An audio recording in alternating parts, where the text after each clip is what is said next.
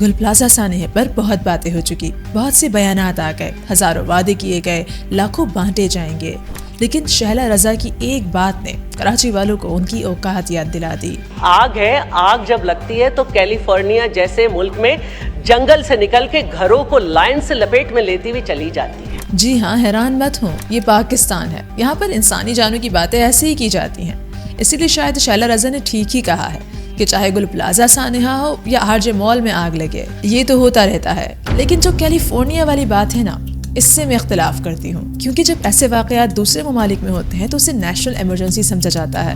ارے امریکہ چھوڑیے، وہ تو کافی ترقی یافتہ ملک ہے، ایران کی بات کرتے ہیں، وہی ایران جو سخت پابندیوں کا شکار ہے، جہاں ایک پاکستانی روپے کی قیمت 3847 ریال ہے۔ اسی ایران کے شہر تہران میں 8 سال پہلے گل پلازا جیسی آگ لگی، ایک جیسی بلڈنگ اور ایک جیسی کہانی۔ تو چلیے شروع کرتے ہیں اور دیکھتے ہیں کہ مہنگائی، پابندیاں اور معاشرتی بحران کا شکار ایران میں ایک انسانی جان کی کیا قیمت ہے۔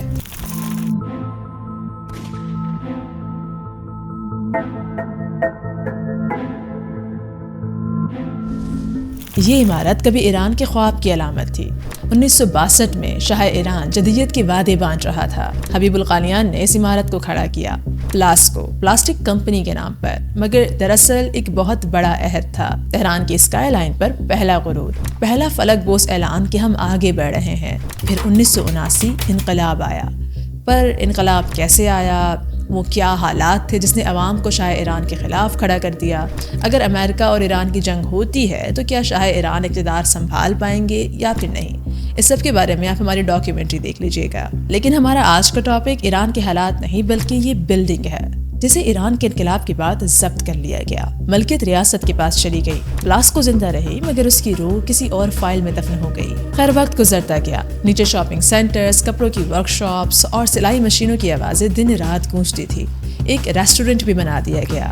پھر 19 جنوری 2017 صبح 7:05 پر 90ویں منزل پر آگ لگی۔ ابتدا میں کسی نے گھبراہٹ محسوس نہیں کی، آگ وہ تو لگتی رہتی ہے، فائر بریگیڈ آ جائے گی اور سب ٹھیک ہو جائے گا۔ پانی، سیڑھیاں، نعرے، احکامات، ٹی وی کیمراز آن ہو گئے، ریاستی چینلز لائیو دکھا رہے تھے کہ کیسے آگ بجھائی جا رہی ہے، اور دوسری طرف کپڑے، دستاویزات اور زندگی بھر کی کمائی۔ آگ سے زیادہ خوف خالی نکلنے کا ہوتا ہے، اسی لیے کئی دکاندار پولیس کی سیفٹی وارننگ وائرز کو توڑ کر اندر گھسنے کی کوشش کر رہے تھے، اور اس سب کے چلتے فائر فائٹرز بلڈنگ کے اندر موجود تھے، کچھ افزائی پلیٹ فارمز پر تھے۔ وہ جانتے تھے کہ اندر خطرہ ہے مگر یہ ان کا کام تھا، اور شاید یہی وہ لمحہ تھا جب کام عبادت بن جاتا ہے۔ اور پھر اچانک کوئی وارننگ نہیں، کوئی چیخ نہیں، صرف ایک زوردار آواز، اور بلڈنگ کی شمالی دیوار گر گئی، اور جیسے عمارت نے خود کو اندر سے چھوڑ دیا ہو۔ چند سیکنڈز میں 20 منزلہ عمارت زمین کے برابر ہو گئی۔ 20 فائر فائٹرز مارے گئے جبکہ 70 زخمی ہوئے، لیکن اتنے بڑے سانحے میں کسی ایک سویلین کی جان نہیں گئی۔ آخر کیسے؟ یہاں تو گل پلازا میں 100 کے قریب لوگ عمارت کے اندر قید ہو گئے، جب دونوں عمارتوں میں ایک طرح سے آگ لگی، ایک طرح کی تعمیر کی گئی ہیں، ایک طرح کی تاریخ رکھتی ہیں اور ایک برابر عمر بھی ہے، تو اس کے باوجود بھی گل پلازا میں اتنا بھاری جانی نقصان کیسے ہوا؟ تو سوال یہ اٹھتا ہے کہ کیا ایران نے پلاسکو سانحہ پاکستان کے گل پلازا سانحہ سے بہتر سنبھالا؟ مختصر جواب جی ہاں، کیونکہ دونوں ریاستوں کی ناکامی کی نوعیت ایک جیسی نہیں ہوتی۔ پلاسکو ایران اس عمارت کو بچا نہیں سکا، یہ قابل تردید حقیقت ہے۔ آگ لگی، پھیلتی رہی اور آخر کار عمارت گر گئی، لیکن یہاں پر ناکامی کی لکیر آگ لگنے کے بعد نہیں بلکہ آگ لگنے سے پہلے کھینچی جاتی ہے۔ فائر بریگیڈ وقت پر پہنچے، متعدد پوائنٹس متحرک تھے، انخلاء کی کوشش بر وقت کی گئی، ریسکیو جاری رہا، حتیٰ کہ بلڈنگ کے اندر موجود فائر فائٹرز آخری لمحے تک اپنی ذمہ داری نبھاتے رہے۔ جب عمارت گری تو جو جانیں گئی وہ عام شہری نہیں تھے جو راستے بند ہونے، فائر الارم نہ بجنے کی وجہ سے اندر پھنس گئے، بلکہ وہ فائر فائٹرز تھے جو خطرے کا جانتے ہوئے بھی اندر موجود تھے۔ یہ فرق بہت بنیادی ہے مگر بہت اہم بھی ہے۔ جب گل پلازا سانحہ ہوا تو پوری عمارت میں 16 ایگزسٹ موجود تھے، جن میں سے اس وقت صرف 2 کھلے تھے، اور وہ دو بھی بہت جلد آگ کی لپیٹ میں آ گئے۔ فائر فائٹرز فضا میں موجود نہیں تھے جو اوپر کی منزل سے کھڑکیاں توڑ کر شہریوں کو ریسکیو کرتے۔ ان کے پاس جدید آلے موجود نہیں تھے، جبکہ ایران میں فائر فائٹرز کے پاس ضرورت کا سامان موجود تھا۔ عمارت کی تمام ایگزسٹ کھلی ہوئی تھی، اس لیے فائر فائٹرز فوراً اندر داخل ہوئے اور شہریوں کو بحفاظت باہر نکال لیا، اور تمام افراد کو ریسکیو کرنے کے بعد بھی آپریشن جاری رہا۔ اور کراچی میں فائر فائٹرز بیسک ضروریاتی سامان کے لیے ترس گئے۔ جب آگ بجھانے کے لیے بلڈنگ کے اندر داخل ہوئے تو آدھے راستے میں پانی ختم ہو گیا، اسی لیے آپریشن درمیان میں روک کر واپس باہر آنا پڑا پانی کی تلاش میں۔ بہرحال ایران میں سانحے کے بعد ریاستی سطح پر تحقیقات ہوئی، رپورٹ جاری کی گئی، واضح کیا گیا کہ عمارت کے مالکان نے حفاظتی انتباہات کو نظر انداز کیا ہے۔ 22 قومی بلڈنگ قوانین نفاذ میں ناکامی کو تسلیم کیا گیا اور فائر فائٹرز کو قومی سطح پر شہید تسلیم کیا گیا۔ یہ سب علامتیں بھی ہیں، مگر یہ علامتیں ریاستی اعتراف ناکامی کی نشانی ہوتی ہیں۔ اب گل پلازا پاکستان کو ہی دیکھ لیجئے، یہاں پر ناکامی ایک دن کی نہیں بلکہ پورے نظام کی غیر موجودگی کی تھی۔ عمارت میں فائر سیفٹی انتظامات تقریباً نہ ہونے کے برابر تھے، ایمرجنسی اخراج کے راستے بند تھے، الارم سسٹم یا تو کام نہیں کر رہا تھا یا تو موجود ہی نہیں تھا۔ عمارت پہلے ہی قوانین کی خلاف ورزیوں کا مجموعہ تھی، اوپر سے فائر بریگیڈ کی تیاری محدود، آلات ناکافی، رد عمل انتہائی سست تھا۔ تو اس سب کا کیا نتیجہ نکلا؟ عام شہری اندر پھنس کر مارے گئے، نہ کہ اسی لیے کہ انہیں بچانے کی کوشش کی گئی تھی، بلکہ اسی لیے کہ نظام نے انہیں بچانے کے قابل ہی نہیں سمجھا۔ انہیں ایک جلتی عمارت میں قید کر لیا گیا، اور ساتھ ہی یہاں سانحے کے بعد کوئی جامعہ قومی رپورٹ نہیں، کوئی واضح ذمہ داری کا تعین نہیں، کوئی مستقل اصلاحاتی عمل نہیں، چند بیانات، چند گرفتاریاں اور بس پھر مکمل خاموشی۔ اور یہیں پر اصل فرق سامنے آتا ہے۔ یاد رکھیے کہ یہ پورا موازنہ کسی کو پاک صاف ثابت کرنے کے لیے نہیں ہے، بلکہ اسی لیے ہے کہ ہم سمجھ سکیں ایک جگہ عمارت کے لیے جبکہ دوسری جگہ پورا نظام جل کر راکھ ہو گیا، اور جب نظام جل کر راکھ ہو جائے تو ہر نئی آگ پرانی کہانی دہراتی ہے۔ اب اصل سوال، آگے ہم کیا کر سکتے ہیں اس طرح کے سانحے سے بچنے کے لیے؟ تھنک کا مقصد آپ کو صرف پرابلمز بتانا نہیں بلکہ ان کا سولوشن بھی بتانا ہے۔ تو چلیے دبئی چلتے ہیں۔ ہماری دبئی کی کہانی کسی ملبے سے شروع نہیں ہوتی بلکہ وہاں سے شروع ہوتی ہے جس لمحے میں آگ لگتی ہے اور ریاست کہتی ہے کہ کنٹرول میرے ہاتھ میں ہے۔ 31 دسمبر 2017 نیا سال آنے والا تھا، آتش بازی، شور، ہر طرف لوگ نئے سال کے آنے کی خوشی منا رہے تھے۔ ایڈریس تھا ڈاؤن ٹاؤن دبئی، 63 منزلہ لگژری ہوٹل، مہمانوں سے بھرا ہوا تھا، لیکن پھر آگ لگ گئی۔ شعلے عمارت کے باہر چڑھنے لگے، کلیڈنگ نے آگ کو اوپر کی طرف دوڑا دیا، بالکل ویسے ہی جیسے کسی پرانی غیر محفوظ عمارت میں ہوتا ہے۔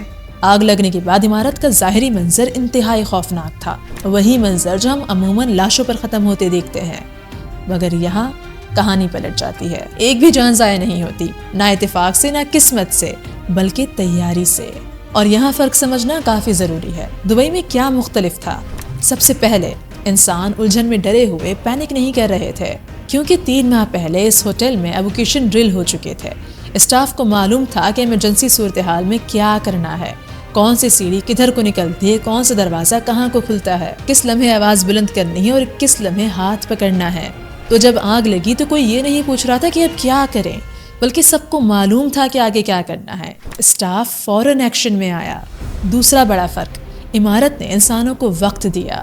آگ باہر پھیل رہی تھی لیکن اندر فائر ریٹڈ دروازے بند تھے، عمارت کے اپنے اسپرنکلرز اچھے سے کام کر رہے تھے، راہداریاں محفوظ تھی، لوگ دھوئیں میں گھٹ نہیں رہے تھے بلکہ محفوظ راستوں سے باہر نکل رہے تھے۔ تیسرا اور سب سے اہم فرق، ریاست نے فوراً کنٹرول لیا۔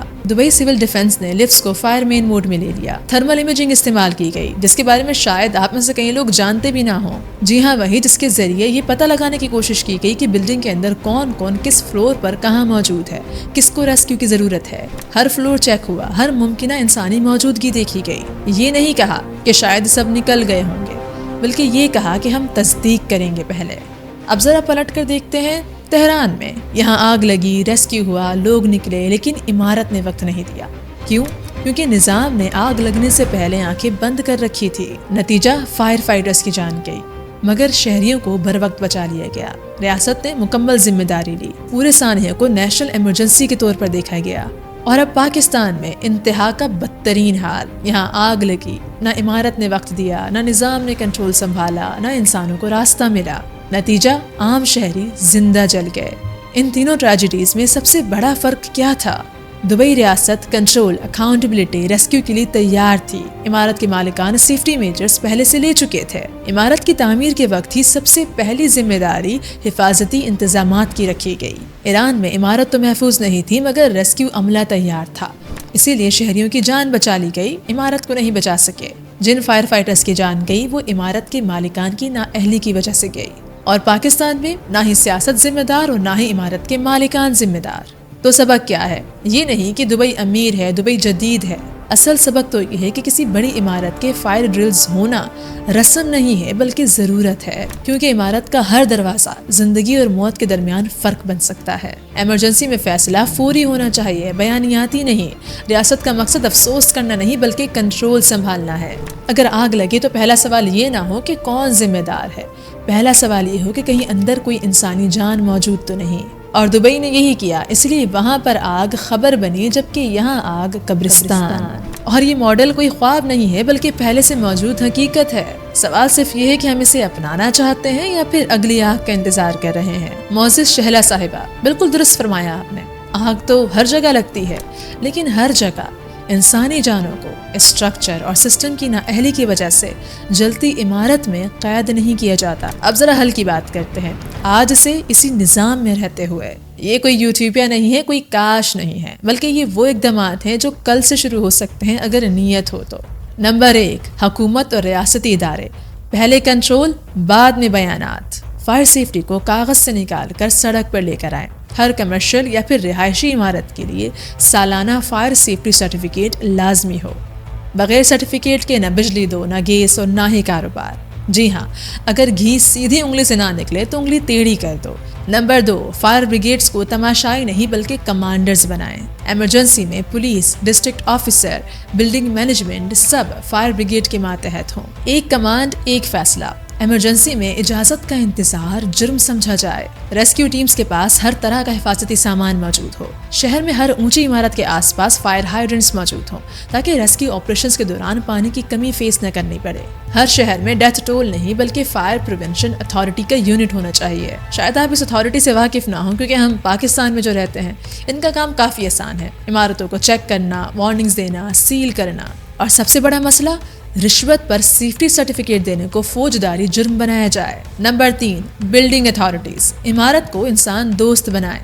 इमरजेंसी रास्ते वाकई इमरजेंसी के हों, सीढ़ियाँ खुली, रोशन और गैर मुकफ़िल। लिफ्ट्स पर वाज़े वार्निंग लगी हो कि आग में इस्तेमाल करना मना है। ये मामूली लगता है लेकिन यही मामूली चीज़ें बाद में जान बचाती हैं। फायर रेटेड दरवाजे और स्प्रिंकलर्स, ये कोई लग्जरी नहीं है बल्कि बुनियादी शर्त है। और जो बिल्डिंग ये अफोर्ड नहीं कर सकती उसको खड़े रहने का कोई हक नहीं। खुद ही अंदाज़ा लगाइए कि जितना पैसा ये लोग इमारतों पे फ्लोर्स पर फ्लोर्स चढ़ाने में लगाते हैं, उतने पैसे में सिर्फ एक फ्लोर का पैसा बचाकर बिल्डिंग की सेफ्टी पर काम किया जा सकता है। बिल्डिंग में हिफाजती प्रोटोकॉल लगाए जा सकते हैं। चौथा मरहला, फायर ब्रिगेड टीम्स या फिर रेस्क्यू टीम्स को जदीद करें, बंद ना करें। जी हाँ, तल्ख है मगर सच है। थर्मल इमेजिंग कैमरे, fire mode lifts, high rise rescue training और हर 6 माह में ड्रिल। बगैर तैयारी किसी भी फायर फाइटर को भेजना उसे शहीद नहीं बल्कि कुर्बानी का बकरा बनाना है। और यहाँ इस मरहले में कानून को बेरहम होना पड़ेगा। हिफाजती इंतबाह नजरअंदाज हो तो सीधा इमारत सील, भारी जुर्माना और दोबारा खिलाफ वर्जी करने पर ताहयात तामीर पर पाबंदी।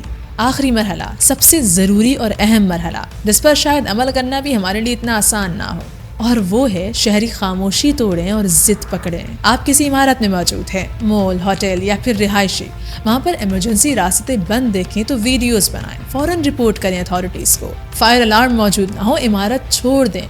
कोई भी इमारत आपकी अपनी ज़िंदगी से ज़्यादा वैल्यू नहीं रखती। अगर ड्रिल्स होते हैं तो उसे नज़रअंदाज कर कर उसका मजाक ना बनाएं, बल्कि हिस्सा लें उसमें और उसे सीखें, क्योंकि रियासत तब बदलती है जब शहरी सहूलत पर सलामती को तरजीह देते हैं। आखिर में एक सीधी बात, दुबई ने ये सब कुछ एक दिन में नहीं किया था, बल्कि जब आग लगी तो उससे पहले से ये सब कुछ हो चुका था। ईरान ने कुछ किया मगर देर से, जबकि पाकिस्तान आज भी इंतजार में है। सवाल ये नहीं कि अगली आग कब लगेगी, सवाल तो ये है कि अगली आग खबर बनेगी या फिर जनाजा। ये सब आज सुनने में काफ़ी नया लगता है ना? क्योंकि हम अपने शहरी हुकूक के लिए तरसी हुई कौम हैं। اس لیے بنیادی حق ہمیں لگژری لگنے لگتا ہے۔ آپ اس وقت حکومت سے کوئی بڑی ناممکن مانگ نہیں کر رہے بلکہ اپنی دی ہوئی ٹیکس منی کو وصول کر رہے ہیں۔ یاد رکھیے کہ ملک اداروں حکومتوں سے نہیں بلکہ وہاں کے لوگوں سے چلتا ہے۔ یہ سب ناممکن نہیں بلکہ تھوڑا نیا ہے، باقی فیصلہ آپ کا ہے۔